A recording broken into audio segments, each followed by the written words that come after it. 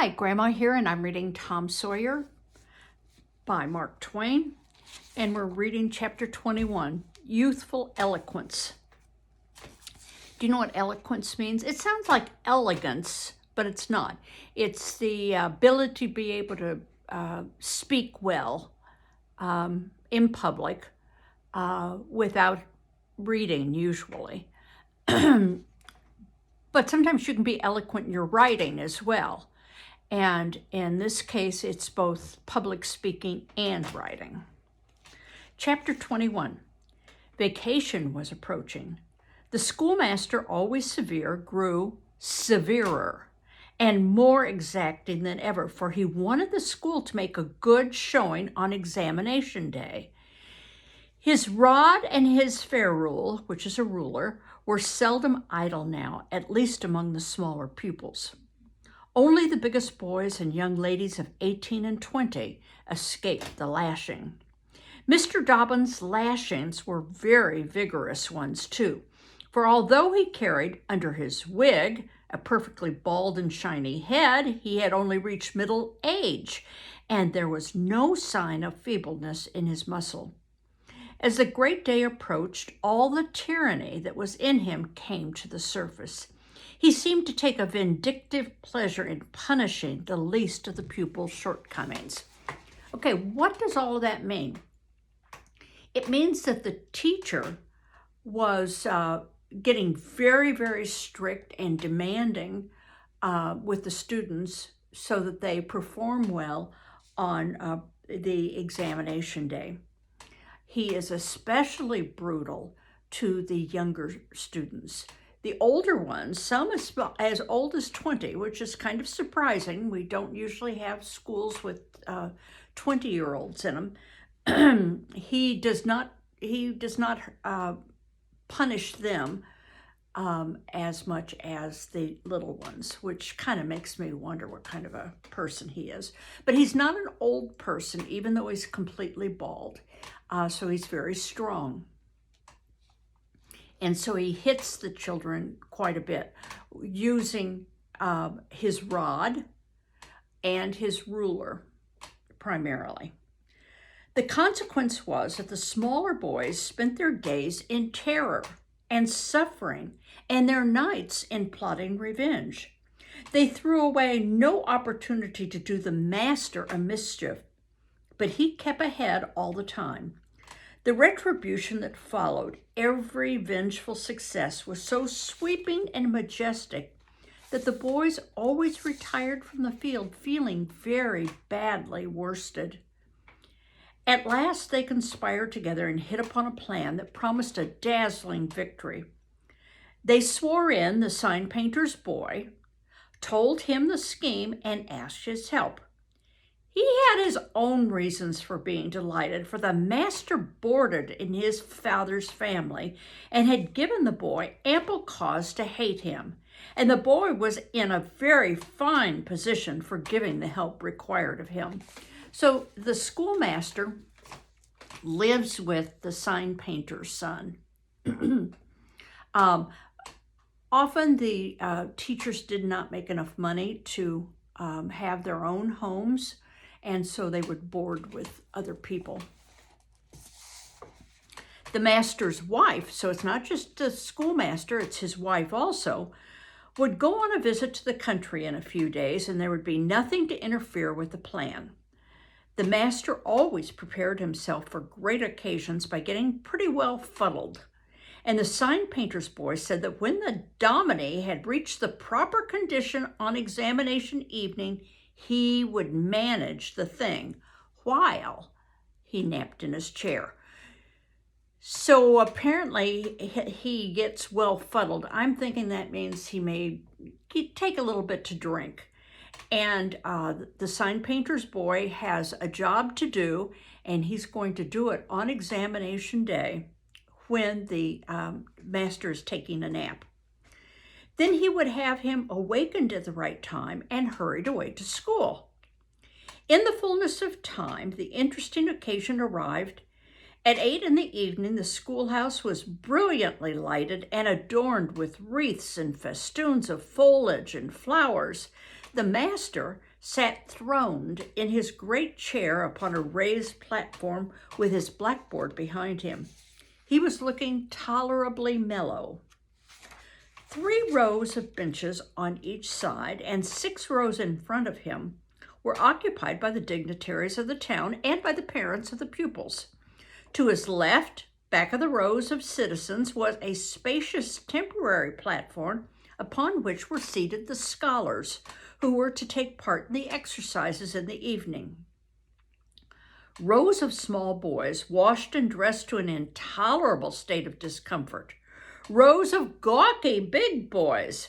Snowbanks of girls and young ladies clad in lawn and muslin and conspicuously conscious of their bare arms, their grandmother's ancient trinkets, their bits of pink and blue ribbon, and the flowers in their hair. All the rest of the house was filled with non-participating scholars. The exercises began.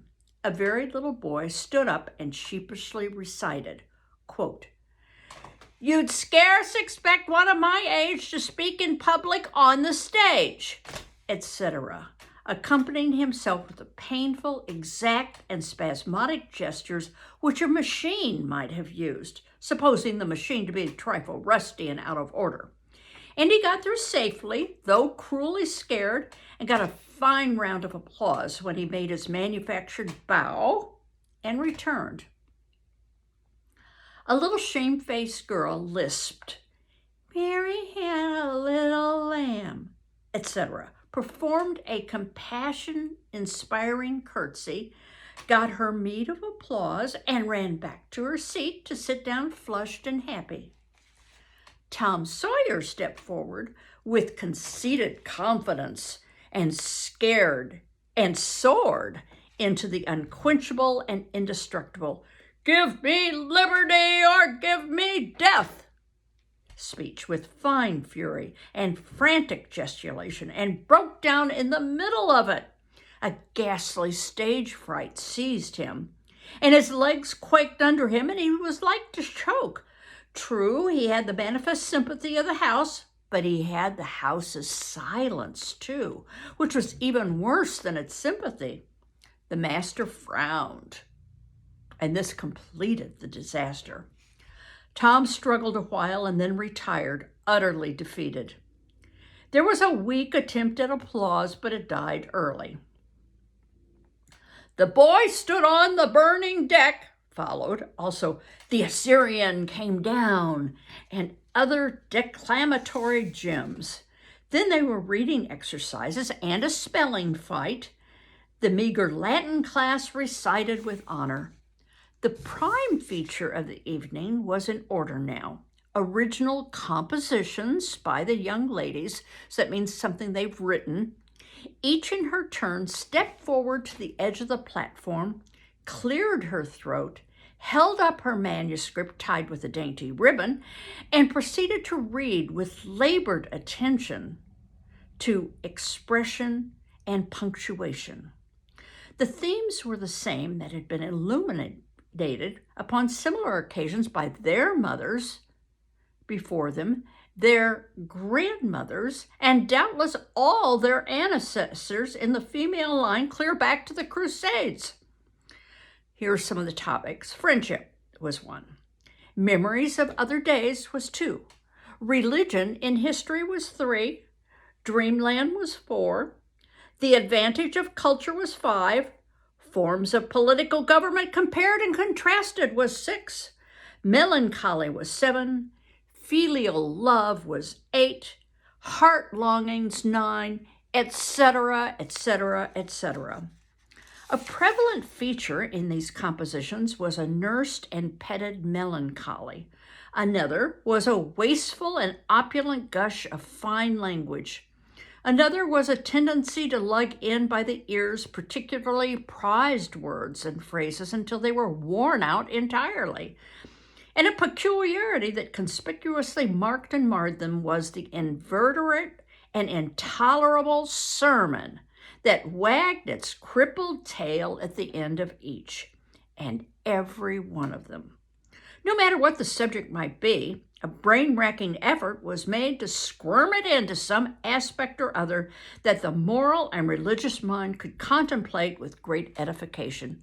In other words, every time something was written, they came to a conclusion at the end, a moral, basically the moral of the story. The glaring insincerity of these sermons was not sufficient to compass the banishment of the fashion from the schools, and it is not sufficient today. It never will be sufficient while the world stands, perhaps.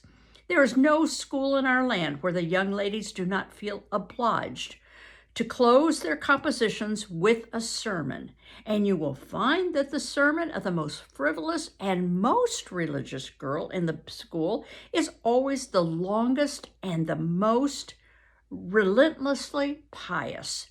But enough of this. Homely truth is unpalatable and should be confined to small doses. Let us return to the examination. The first composition that was read was one entitled, "Is This Then Life?" Perhaps the reader can endure an extract from it.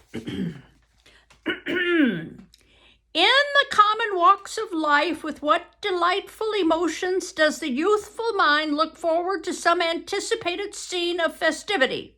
Imagination is busy sketching rose-tinted pictures of joy. In fancy, the voluptuous votary of fashion sees herself amid the festive throng, the observed of all observers, her graceful form arrayed in snowy robes, inwhirling through the masses of the joyous dance. Her eye is brightest, her step is lightest in this gay assembly.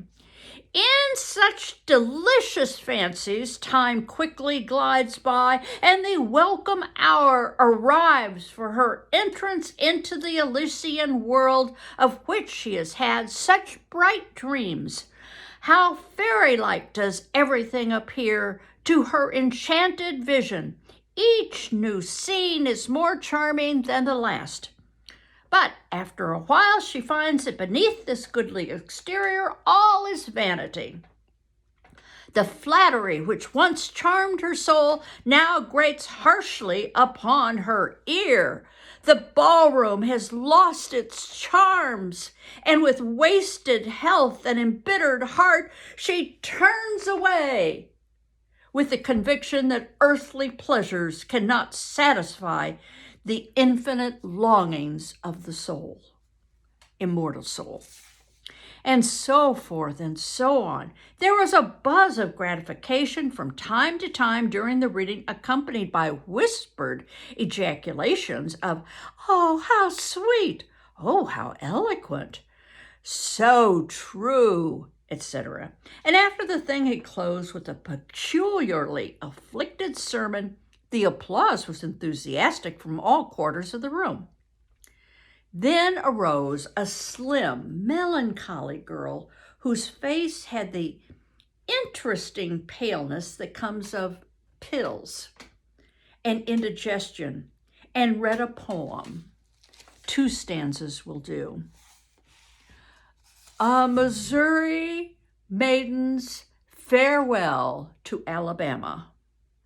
Alabama, goodbye, I love thee well, and yet for a while do I leave thee now. Sad, yes, sad thoughts of these my heart doth swell, and burning recollections throng my brow. And I have wandered through the flowery woods, have roamed and read near Tallapoosa's stream, have listened to Talisay's warring floods, and wooed on Coosa's side Aurora's beam. Yet shame I not to ear an o'erfull heart, nor blush to turn behind my tearful eyes. 'Tis from no stranger land I now must part.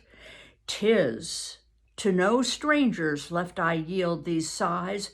Welcome and home were mine within that state, whose values I leave, whose spires fade fast from me, and cold must be mine eyes, and heart, and tate, when dear Alabama, they turn cold on thee. Well, there were very few there who knew what Tate meant, but the poem was very satisfactory nevertheless. Next appeared a dark-complexioned, black-eyed, black-haired young lady who paused an impressive moment, assumed a tragic expression, and began to read in a measured, solemn tone. A vision. Dark and impetuous was the night. Around the throne on high, not a single star quivered, but the deep intonations of the heavy thunder constantly vibrated upon the ear, while the terrific lightning reveled in angry mood through the cloudy chambers of heaven, seeming to scorn the power exerted over its terror by the illustrious Franklin.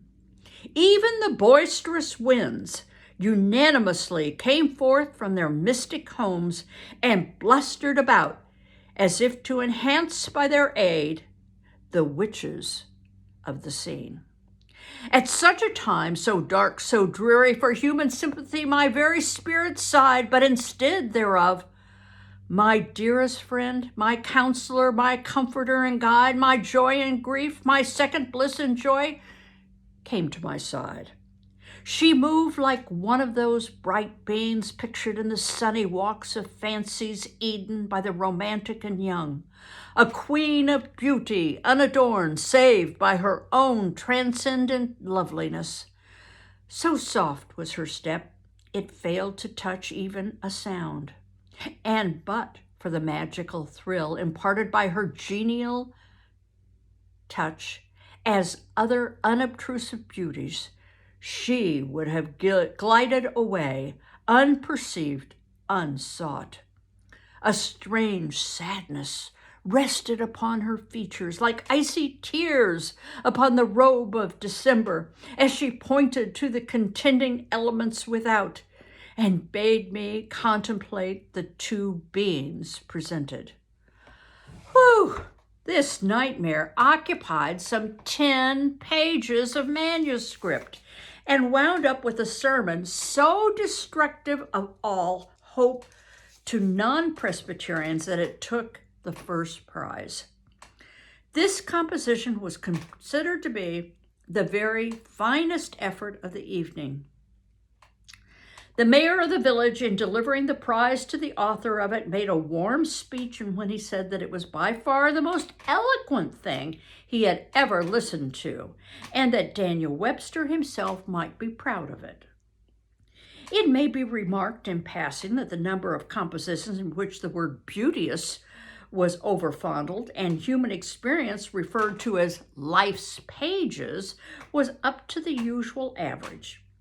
Now the master, mellow, almost to the verge of congeniality, put his chair aside, turned his back to the audience, and began to draw a map of America on the blackboard to exercise the geography class upon. But he made a sad business of it. With his unsteady hand and a smothered titter rippled over the house, he knew what the matter was and set himself to write it. He sponged out lines and remade them, but he only distorted them more than ever, and the tittering was more pronounced.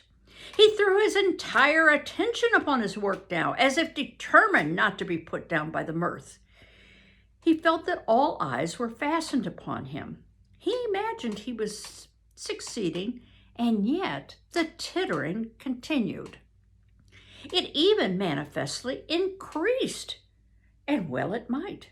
There was a garret above, pierced with a scuttle over his head, and down through the scuttle came a cat, suspended around the haunches by a string. She had a rag tied about her head and jaws to keep her from mewing.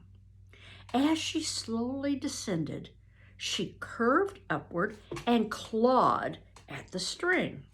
She swung downward and clawed at the intangible air. The tittering rose higher and higher. The cat was within 6 inches of the absorbed teacher's head.